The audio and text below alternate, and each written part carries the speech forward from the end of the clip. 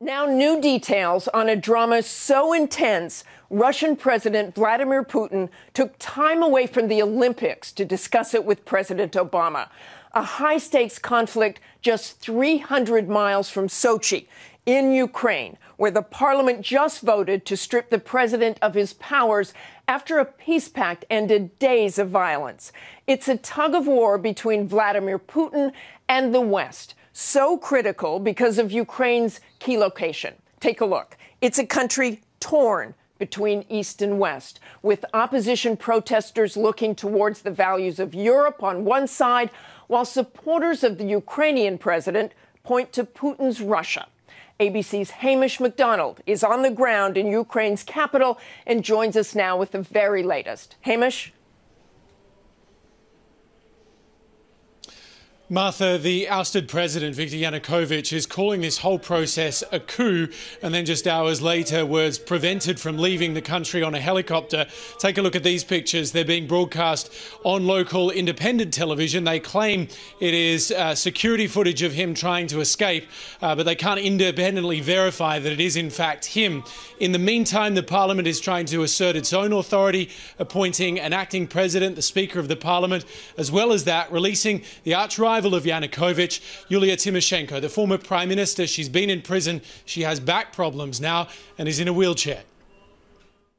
As a power vacuum opens up, the sworn rival, Yulia Tymoshenko, enters centre stage. She began the day a prisoner and ends it a key player in this country's future. Tymoshenko is not universally admired here, but they shout approval when she vows justice for the ousted president. A swift session of Parliament agreed to release the former Prime Minister, leaving her daughter in tears. They voted too to impeach the president and hold fresh elections in May. Outside, protesters are in control, guarding all key government buildings and roaming the abandoned presidential retreat. It's thought to have cost some $500 million. I can't believe that such place can exist in Ukraine.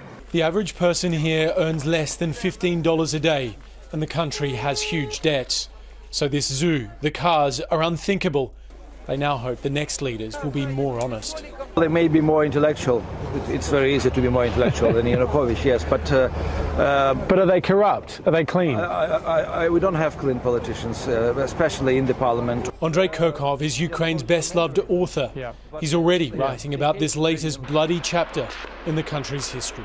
Why was it worth killing people to keep power? It means he didn't consider people in the streets his people. They were the enemies. There is much at stake here for world powers. These past weeks should have been Vladimir Putin's finest hour. Instead, on his own doorstep, protests gave way to running gun battles.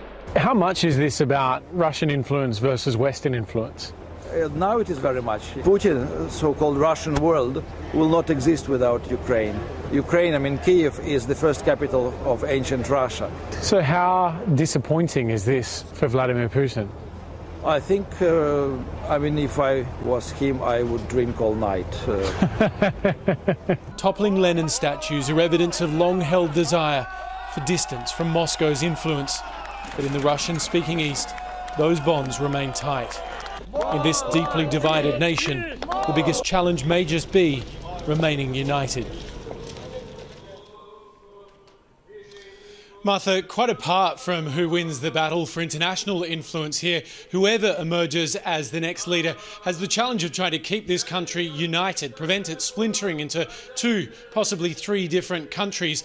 And perhaps crucial to doing that will be dealing with immediately the debt crisis that Ukraine is now in. Thanks so much, Hamish. Let's dig into this now with our experts. Tom Friedman is a foreign affairs columnist for the New York Times and author of From Beirut to Jerusalem. And we also welcome back our ABC News contributor, Bill Kristol, who is also editor of the Weekly Standard. Welcome, gentlemen. And Tom Friedman, I want to start with you. You have Ukraine's president who has virtually vanished. He's now trying to rally his supporters. However, new elections, protesters feeling they have a victory. What happens next in this country with no money and no unity? Well, I think the good news, Martha, is the fact that this happened from the bottom up. The West didn't do this. The United States didn't do this. The EU didn't do this. Ukrainian people did this. That's, I think, very, very important to remember. But what do we learn from experiences like Egypt, for instance, where we also saw a bottom-up ousting of a long-time dictator? What we it learned, seems similar to right, Egypt. It does at many levels, a failing state. But also what we learned from Egypt is it's not about the morning after, it's all about the morning after the morning after. The morning after, everyone celebrates getting rid of the leader everyone hated. But what you discovered in Egypt was actually there was a huge diversity of opinion of where to go next, what they wanted to be free to do. And I think we're going to face the same challenge here in Ukraine. The second big challenge is this, like Egypt, is an economically desperate state. And when you win Ukraine, you win a bill. Bill Kristol, bottom up. Is that a good path? What happens now in your eye? Look, 10 years ago, there was the Orange Revolution in Ukraine. I mean, it was the first color revolution. It inspired other efforts around the world, in Lebanon, and ultimately perhaps even in Tehran and Damascus. So all honor to the people of Ukraine for having that first revolution unfortunately slipped away. I think that's partly our fault, incidentally, and the West Europeans' fault. We didn't do as much as we could have to help the newly democratic Ukraine. It was very corrupt. The oligarchs facilitated the corruption. Putin did not help at all. And so we ended up where we were. And now the people of Ukraine have done it again. And now I do think it's bottom up, which is great. I totally agree with Tom on this. George Washington, whose birthday it was yesterday, said, "Liberty, when it begins to take root, is a plant of rapid growth." And I think liberty is a plant of stronger growth than people sometimes like us in the West think. You know, once that spark is there, people remember it and they want it back, but we now need to help them. We can't avoid Russia's role here, as you mentioned. What Russia does next is so key. Here is what President Obama said about that this week. Our approach as the United States is not to see these as some Cold War chessboard in which we're in competition with Russia. Our goal is to make sure that the people of Ukraine are able to make decisions for themselves about their future. Of course, Yanukovych was democratically elected, but is this a new version of a kind of a Cold War here? Well, I don't think this is the Cold War, Martha. The Cold War is a very specific thing, two nuclear armed powers and competing ideologies truly playing on a global chessboard. I would argue the world is really divided up into three kinds of states right now. My co-author, Michael Mandelbaum, and I've been talking about this. One is countries that are focused on having a powerful state. That's Russia. And if you got oil, that's Iran, that's North Korea. If you got nukes, you can just focus on having a powerful state and playing your geopolitical games in your neighborhood. Second are states focused on having a prosperous people. That's the European Union. That's the world that many Ukrainians want to join, clearly. And third are states who are fighting over something very primal. Who are we? What are we? That's Syria. Who owns which olive tree? And in many ways, Ukraine is all three. You have, part of it, Russia competing for wanting to pull it into its powerful state sphere, funded by oil. You have Ukrainians wanting to be part of the world of globalization, the IT revolution, economic growth and opportunity. And you have a state that still isn't sure about its identity in a post-Soviet, post-Cold War world. But Russia is in danger of losing a key ally here. Is there any danger that Russia does intervene, that they might even send in troops as they did in Georgia? Well, they certainly have intervened in all kinds of ways in Ukraine in the last few months and years, but they could do even more so.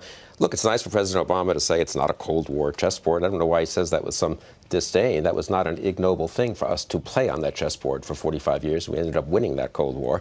And I do think Putin thinks he's playing chess. He thinks he's playing even a rougher game than chess, and we have to be able to match him. We could say, all honor to the people of Ukraine for beginning this process, but if we are not we and the Europeans cannot make ourselves as strong a force for democracy and the rule of law in Ukraine as Putin is for the opposite, then things may not go well. I want to move to Syria. You mentioned Syria. The UN Security Council voted to boost aid to Syria this weekend, but that conflict grinds on. There's been talk about perhaps new options in Syria. Is there anything more that can be done here, Tom Friedman? Well, clearly, if we can identify people who truly share our values of wanting to see a pluralistic, consensually political Syria, I think we should arm and support them. And it seems to me the administration is doing that. But You know, I'd ask you, Martha, can you name the head of the Syrian opposition? I knew you were going to ask me that. Right. Can anyone? Yeah, I mean, and you know, I can name several. And what their agenda is. And this is I actually can't, and that's really one of the problems that I think a lot of people in Syria. You know, sometimes the news is in the noise and sometimes the news is in the silence. And the fact that so many people are still clinging to Assad has to do with the fact that they do not see an opposition right now that has the will, ability, and maybe even the ideology to build a pluralistic Syria on the ground that, say, the Christians who are still clinging to Assad and the Alawites, you know, would feel confidence in. So, you know, I want to come back to Ukraine just for a second and to another similar revolution, Tunisia. Why is it that the Arab state that's done the best is the one we had the least to do with? Because the people took it and they owned it. And if we see that in Syria, man, I'm all for supporting it. But it's got to start with them. The Middle East only puts a smile on your face when it starts with them. Iran did not intervene in Tunisia, and you need to support your friends when your enemies are being supported by outside powers, which I think is the case in both Ukraine and Syria. Syria was also a bottom-up revolution, a peaceful revolution, a pro-Western revolution to an amazing degree back in 2011, and we did nothing. So Bill Kristol, step back for a moment here quickly and look at what Barack Obama's foreign policy legacy is up to this point with Syria, with Ukraine, with Libya, with Iraq, with Afghanistan. With Iran, people around the world, I think, want liberty to an amazing degree. We have done very little to help them. Okay. Thanks to both of you.